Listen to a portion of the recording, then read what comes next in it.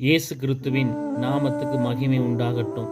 போராட்டம் நிறைந்த உலகம், பொறாமை கொள்ளும் மனிதர்கள் வாழும் நிலைமை, ஏந்தி நிற்கும் கரங்களை எட்டி உதைக்கும் கல் நெஞ்சம் ஊறும் இருதயம் கொண்ட பூமி இது.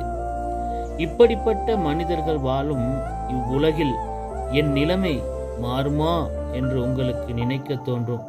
நிச்சயமாய் மாறும். நான் வேதத்திலிருந்து ஒரு வார்த்தை காண்பிக்கின்றேன். யோவான் 1வது அதிகாரம் 4வது வசனம் சொல்லுகிறது, அவருக்குள் ஜீவன் இருந்தது, அந்த ஜீவன் மனுஷருக்கு ஒளியாயிருந்தது என்று சொல்லி, உங்களை வாழ வைக்க, உங்கள் இக்கட்டான சூழ்நிலை மாற்றி அமைக்க, வாழ்க்கையானது போராட்டம் நிறைந்த கருமையான ஒரு வேதனை என்று நினைக்கும் மனிதனில் வெளிச்சத்தை காண்பிக்க ஆண்டவர் இயேசு இந்த பூமியில் வந்தார்.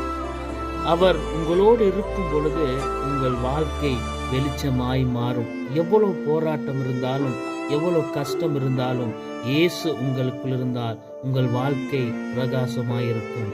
ஆமென்.